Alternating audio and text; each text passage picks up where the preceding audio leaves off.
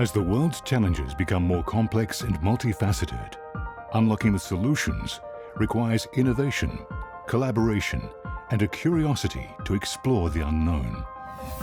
In this episode, we meet faculty, students, and alumni of the National University of Singapore, or NUS, who are pushing the boundaries of human knowledge and pioneering cutting-edge research that may prove to offer answers for a better future.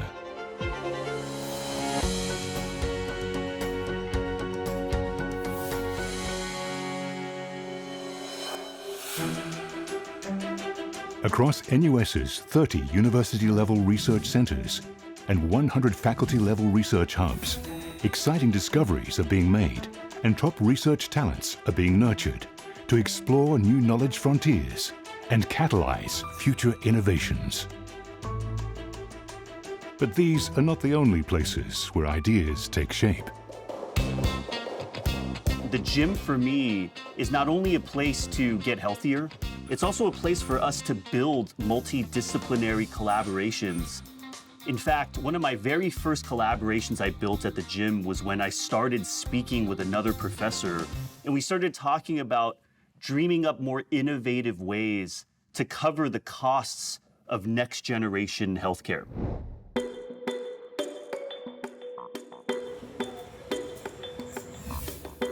Professor Dean Ho heads NUS's Department of Biomedical Engineering. He has pioneered artificial intelligence, or AI-related work, in personalized and precision medicine, as well as nanomedicine. He is also an elected fellow of the prestigious U.S. National Academy of Inventors, the highest professional accolade given to academic inventors. Back in 2018, this award-winning professor from America chose to make Singapore his home. When I first started visiting Singapore years ago, what was so motivating was an ecosystem that was energized to help people, to develop ideas that could be converted into a reality. Try different What NUS has taught me is that when you put energetic, committed, and dedicated individuals together with a unified vision to provide accessible, optimized, and next-generation healthcare to our ecosystem, practice-changing advances can happen. And this often happens at the N1 Institute for Health at NUS, where he serves as director. Here, a multidisciplinary team is researching ways to develop better personalized treatment options for diseases like cancer. With respects to traditional approaches to cancer care, the first thing that comes to mind is this very high dose of drug needed typically for chemotherapy. These high doses, in many cases, may not have the efficacy that one will hope for, but certainly can result in substantial toxicity. Hoping to provide a safer, more effective solution, Professor Ho and his team developed Curate AI. It's a powerful AI-based platform that can identify the optimal doses of each cancer drug for treating a patient. By personalizing the dose for each patient, and by dynamically adjusting the dose for these patients, we can maybe find better ways to administer this cancer chemotherapy. Curate AI, it uses only a patient's own information to manage only that patient's care. What we're specifically referring to is the information on the drugs that the patient is receiving and the doses of the drugs that they are receiving. We also need some information on tumor size, and toxicity can represent markers in the blood to let us know that the organs are functioning properly. Patients are different from each other, but patients are also different from themselves over time. And so a dose that is given today may need to be different a week later or 2 weeks later. And so what Curate does is over time, it will be able to dynamically adjust the doses to each patient.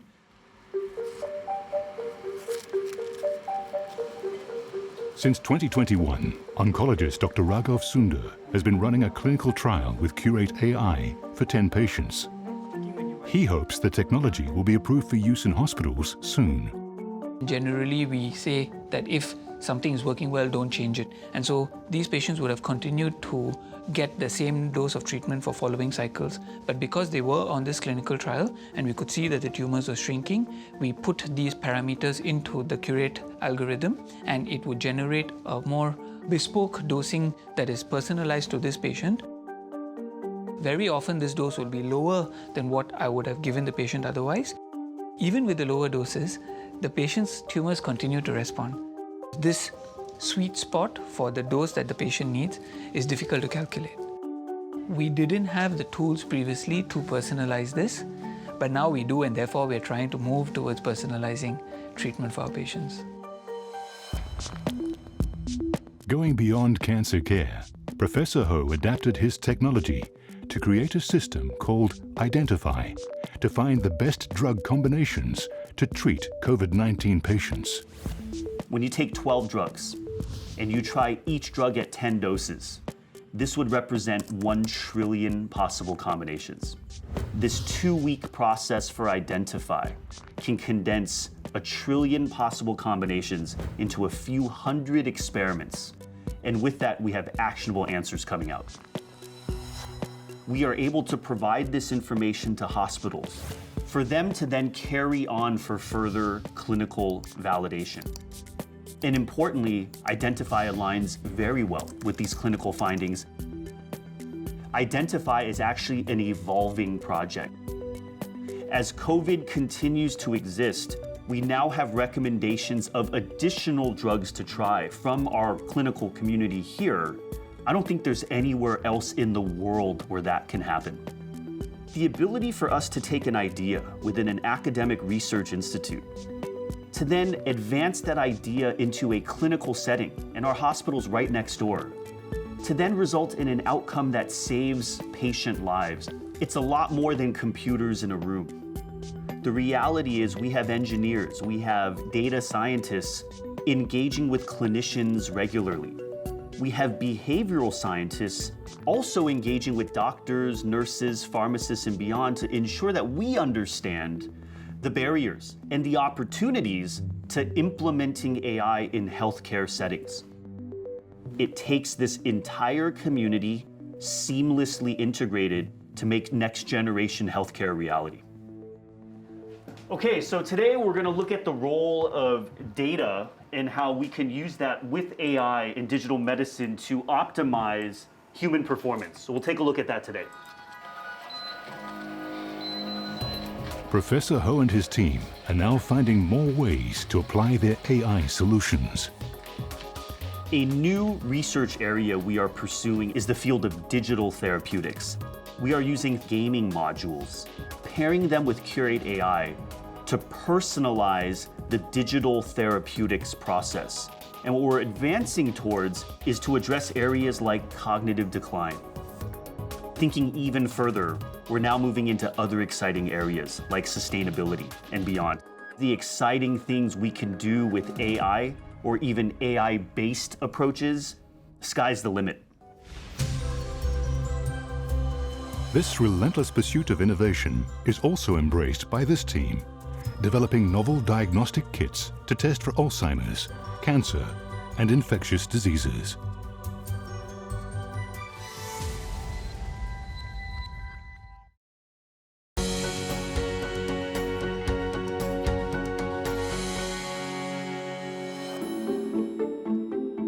At NUS, there is an entrepreneurial impulse among students and faculty members to turn their groundbreaking research into real-world applications. To date, NUS faculty and alumni have founded well over 900 startups, which have raised over 2 billion Singapore dollars in funding. Assistant Professor Xiao Huilin's company, Sunbird Bio, is one of them. Her entrepreneurial journey began at the Institute for Health, Innovation and Technology. iHealth Tech is basically a hotbed for innovative solutions. So here, we develop interesting solutions, prototype new sensors and new devices for exciting biomedical challenges.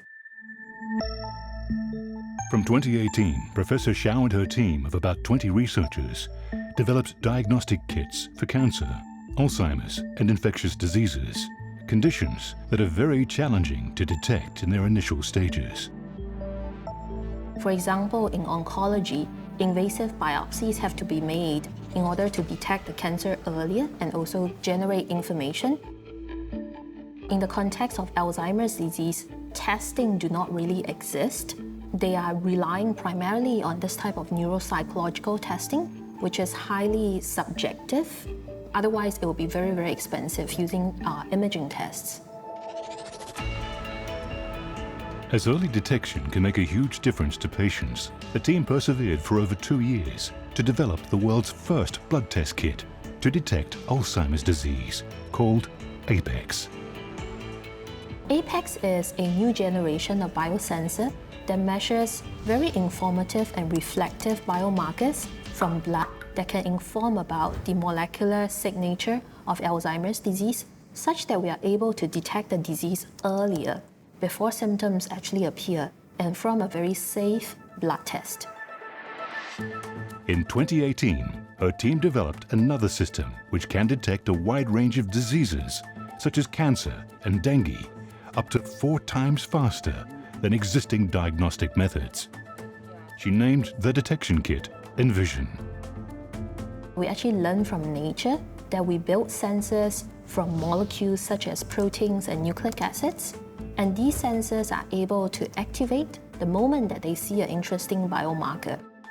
So in the context of oncology and also other infectious diseases, we are actually able to use this sensor to detect signatures very early in the stage of disease progression. Both APEX and Envision rely on only a small sample of the patient's blood for testing. Compared to other diagnostic methods, the kits are faster, minimally invasive, safe to use and accessible, as there is no need for dedicated facilities. When we first published our studies on both the APEX and Envision, we actually received very positive feedback. I've also personally received letters from patients and also relatives of patients wanting to participate in these clinical studies, and the anxiety that they have encountered during their medical endeavors, and how that these technologies can really help them. So we were very encouraged by these comments, and we realized that in order to make a real contribution and really impact patient care is to make this into accessible and real products for patients. So in 2020, Professor Xiao, together with her former PhD student, Corinne Lim, and research fellow, Dr. Nicholas Ho, took the plunge and set up Sunbird Bio. We don't have any experience in building startups or doing business. So the journey of going from an academic lab to a startup is quite long, but we are quite fortunate that we had a lot of help in NUS. We started out pitching our ideas to different people. All of these are new areas that we have not been exposed to previously, so there was a lot of things to learn. I mentored young researchers and managed a team. I was fortunate to have Professor Huilin as a kind of a role model to emulate. She gives guidance, but she also gives you the independence to run with the idea. And it's okay to, fail and learn from experience. Over the years, Professor Xiao has inspired many young talents, like Corinne. Here at the Department of Biomedical Engineering, where she teaches, this award-winning professor hopes to impart much more than her expertise in nanotechnology. From my own experience, transiting from an undergraduate student into a PhD researcher, eventually to a professor, has not been easy. There are many failures, especially early on. I'm really fortunate to have the support from my own advisors who believed in me. In many times, we are able to achieve a solution, overcome challenges simply by having that confidence in ourselves and also from our mentors. So I'm hoping to pass on these type of training, these type of qualities to our future generations. So we expose students to a variety of different real-world challenges that can make an impactful contribution. When students see the impact of their contribution, many times they are motivated to put in their best because they can see it from the time of innovation to actually making a product, how this can really touch many lives of patients. I want to make impactful contributions that can multiply. in both biomedical research, impact patient lives, not only one at a time, but really empowering new generation of healthcare. Like Professor Shao, many others at NUS are working on path-breaking research to build a better tomorrow. A group of researchers is seeking to use the laws of quantum physics to disrupt computer and communication systems.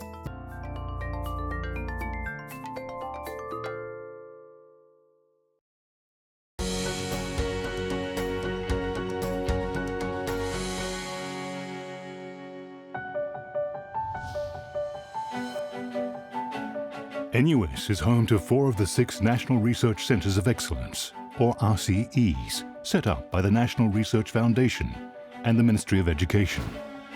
Step into these labs and you will be transported into the future. The newest of these is the Institute for Functional Intelligent Materials, or IFIM, headed by Nobel Prize-winning physicist Professor Kostya Novosholov. He wants to overturn the conventional idea that materials have fixed properties. We've been thinking about materials as something fixed, set in stone or in metal or in silicon, and we've always been slaves of those materials. But then the good question is, can we ask the material to be smart and intelligent and change its properties, to remember that at certain conditions they need to behave in one way, at the other conditions they need to behave in another way. We're asking them to behave more as live entities. This may seem like a science fiction dream, but Professor Novosholov and co-director Professor Antonio Castro Neto are leading their team to make this a reality. We have some ideas and we have some prototypes already that will eventually go into applications. Anything from water filtration to ion extraction to smart membranes for your biological applications. Once we start talking about healthcare, you just cannot stop there, because it's anything from drug delivery to artificial organ.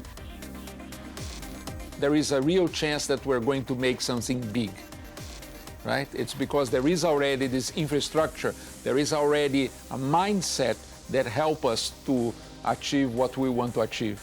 So the conditions are given to us, and now it's our responsibility to take those conditions and then produce something really meaningful for Singapore and for the world. Like IFIM, the other RCEs at NUS are headed by world-renowned scientists who are leading their teams to explore exciting new frontiers. Over at the Centre for Quantum Technologies, or CQT, Singapore's first RCE, set up in 2007, researchers are investigating the foundations of quantum mechanics and developing futuristic technologies. Heading the team is Professor Jose Ignacio Latorre. Quantum mechanics is a theory to describe the laws of the universe at the ultimate scale. What we call elementary particles. Electrons are photons, are quarks. So the purpose of physics is to understand the laws that control how the elementary elements of nature interact. To harness the powers of the world of particles, Professor Latorre and his team apply their knowledge of quantum science in areas like quantum computing. So let's think a single atom. We take out an electron, that's an ion, charge, we trap it. What we do is we operate with lasers on a single atom to manipulate the information we have over there, to perform a computation. Computers are classified by their complexity. So for instance, if you want to add a few numbers, you can do it with your pencil and a piece of paper, okay? If you want to do quite a heavy computation, maybe you need some program in a classical computer. But there are problems that have a complexity, a difficulty to solve, and for that a classical computer cannot be used. Assistant Professor Yvonne Gao is leading a team to build a quantum computer. The golden structure is actually a dilution refrigerator. What it does is to provide this low temperature, low noise environment for the processor chip that will actually provide the quantum computational power. The one we have right now is very much a prototype. We basically use that to experiment with our new designs to make it more robust and more complex. So failed attempts is very much a frequently occurring part of our daily lab activity. We actively encourage our students to fail 10 times, 20 times, as long as they make educated deductions from what they learn and incorporate it into the next iteration. Despite the challenges, Professor Gao is confident her team's efforts will bear fruit eventually. So there's always the question about timeline and when the quantum computer would be ready. If you ask me now, I would say maybe 5 to 10 years. With the group of people we have here and the support from the university and all the talents that we continuously attract from all over the world, we are on track in being one of the first ones in the world to build such a machine. Beyond trailblazing work in quantum computing, the CQT team is also making real-world advances in the field of satellite communication. You are using your social networks, you're getting to your bank, you are calling your friends. So we need communication. The second element is that we need to understand that this communication must be secret. Receiver unit, the selection of the telescope, the dome, is all handled in-house. So what we are doing at CQT is that we are working on quantum cryptography, which means how we can use quantum mechanics to secure the communication. And hopefully, in the next years, Singapore will become one of the first countries which will be called quantum safe for communications. Professor Latorre is excited to lead his team on a voyage into the future. To see CQT producing the best experiments in the planet, and they're really the edge of knowledge at CQT.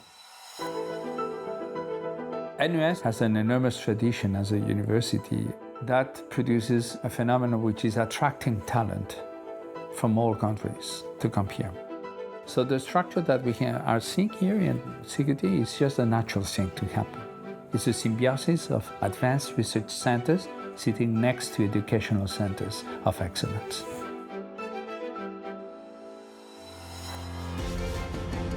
At CQT, IFIM, and all across the university, passion and purpose are driving great minds to defy disciplinary boundaries and collaborate to tackle global issues.